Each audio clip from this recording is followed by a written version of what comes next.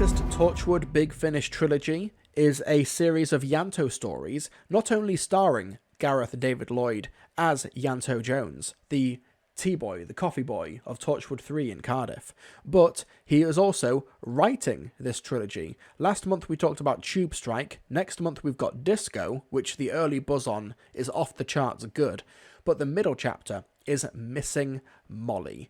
So, 12 years ago, at a pier in Cardiff, at a little fun fair, young Molly went missing. As you can tell by the title. This is in a little estate that Ianto Jones grew up in, and 12 years later, little Molly turns up out of the blue after an influx of strange rift energy. However, she has not turned up as the young little girl, the little toddler, 5 or 6 year old Molly, who the parents recognise. It seems that the 12 years have still passed. Molly is now about 17, 18 years old, a young woman, but still wearing the exact same clothes that she wore on the day she went missing, but just sized up.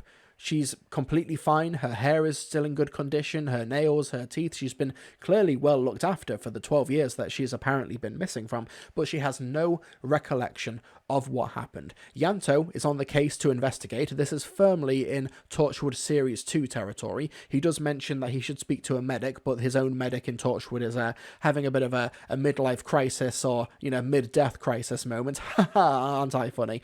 You've got Molly, played by Gwyneth Keyworth. You've got the mother, Alison, played by Nia Roberts, and you've got the father, who's out of the picture. The parents divorced shortly after Molly went missing, played by Matthew Gravel. Alison has taken to drink and to drugs and is basically just an absolute wreck. Ianto is on the case to try and figure out whether or not this is someone who is maybe impersonating Molly, or if the rift sucked her up and spat her back out again, or something completely altogether different. Is this like a benevolent gift of the rift? Is this a benevolent alien, or is there some nefarious intentions here? What's going on? That's at the heart of the mystery of Missing Molly. Let's play a clip from Missing Molly. What's wrong with her? You said you'd help us. I'm trying. It's delicate. She believes she's Molly, and the scans I've been able to do support that. But without more information... Look, my boss is asking questions. I told him I'm investigating a rift spike, and I am allowed a small window of grace. But I'm going to have to make a report soon. The last time I lied, they... What? ended things with my girlfriend. That's just weird. Why would they... Now, on the plus side, we have technology that could confirm that she really is... Oh, on the other side? What's on the minus side? Oh, please, don't sugarcoat it. My heart has been crushed every night for the last 12 years. Every single night. I'm back at the fair and I lose it all over again. Like it's the first time. The booze numbs reality, but never the nightmare. Just tell me the worst case scenario. I can take it. And remember, I've got a nose for bullshit. That she isn't Molly. That she's an imposter with sinister intentions. That she'd need to be contained. Processed. Oh, Jesus Christ. But best case scenario, she is Molly. And she's gone through something extraordinary, something she can't or chooses not to remember. We can help her regain those memories. Assess her? Study her?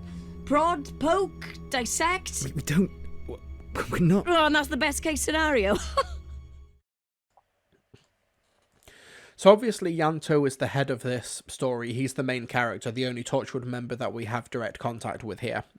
And he is in way over his head here. He gets essentially emotionally compromised due to this being a story that he'd heard about. Missing Molly was like an urban myth when he was growing up at this estate where Molly did go missing 12 years ago.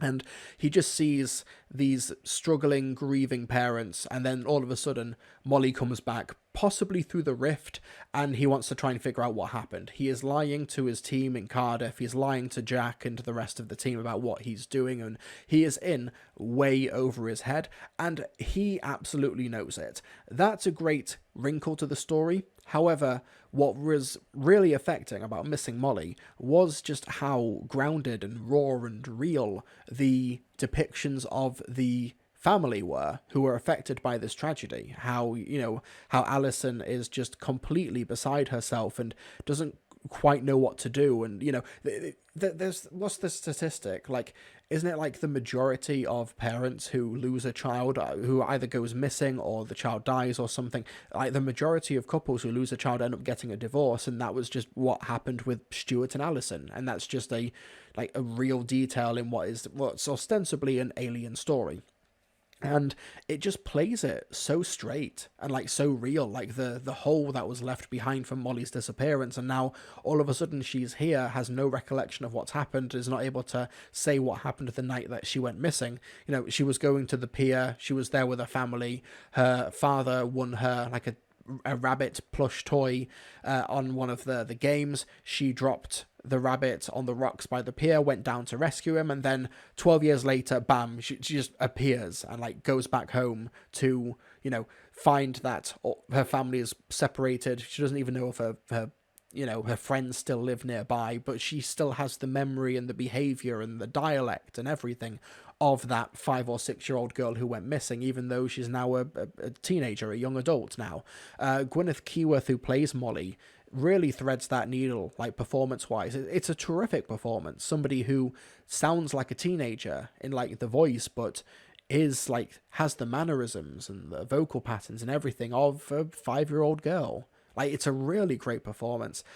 And I think that, the way that Ianto tries to insert himself into this, and he has no idea what he's doing. He's just buying time to figure out what's happening. And like, he's sort of like a fly on the wall for a car crash family that was ripped apart by this tragedy. And now it's like, 12 years later, Molly turns up, all grown up with no memory. What does that do? I can't even like be flippant or like try and like use allegories or metaphor or whatever, because it just is so straightforward how it's depicted. It's really, really well done. Like the word I keep coming back to is raw. Like, the grief feels like genuinely like authentic. There's a really harrowing scene where because one thing about Molly is that maybe she's like repressed everything. Maybe something has happened that's caused her to bury these emotions. She doesn't cry anymore. She is no longer like, she doesn't have a vigor or lust for life or anything. She doesn't laugh. She doesn't cry. She's sort of like in this weird like fugue state of emotion where she'll be happy. She might be a bit sad, but she doesn't express it. And there's a scene when Alison is trying to brush her hair and she's trying to coax it out of her. And it's really rough. It's a really rough listen, but it's great. It's great drama. And I will say, when the father gets involved, Matthew Gravel, when he's playing Stuart, the father, when he gets involved a bit more, and in the third act, I was listening, and the stakes are escalating. My heart was in my throat. Like, I had no idea where the story was going to go. Obviously, we know Ianto was going to be fine, because he's got another season left to go before he rips my heart out with his fate. But we know Ianto is going to be fine, but what's going to happen to this family? Who is Molly? What has the Rift done? If the Rift has done anything, this could be completely unrelated. And, my heart was racing. It was in my mouth, right, when it was, like, the climax of the story was taking place. It was so tense. This was terrific. Missing Molly is, like, the Torchwood stuff that that you pay £10.99 for a CD and download for, and you absolutely get your money's worth. Like, you get your like fun diversions like Sabotage, like Tube Strike, but stories like Pop It and Missing Molly, and like stories like Odyssey and the last love song of Susie Costello, where it gets really dark and character driven, where it is like domestic drama, but like for an adult older audience. Yeah, this is where Torchwood absolutely thrives. I think Gareth David Lloyd, great performance, but the writing here is the star of the show here. Better than Pop It. They're very different stories. This one is like fly on the wall soap opera for adults, like really raw drama. It's almost like a 24 hours in police custody type thing, where you're just like, you're a fly on the wall watching a family fall apart. Whereas Pop It is supernatural thriller, like The Wicker Man. It's like that, where you're bearing witness to some really weird, deranged horror nonsense from the 70s and 80s cinema. Very different, but great double feature. Great double feature. Yeah, stories like Poppet and Missing Molly are like the unambiguous 9 out of 10 or 10 out of 10 stories that I highly recommend you pick up and support. So yeah, Gareth David Lloyd did a great job with the writing here. Of course, great performance, but yeah, the writing's terrific as well. We also have Lisa Bowerman, who's done a terrific job directing this incredible cast. I think that Gwyneth Keyworth gives one of the best supporting turns in a Big Finish drama of the year so far. I know we're only at the end of April, but, you know, I still think that's really high praise considering the incredible amount of actors and cast members that they get for these Big Finish dramas.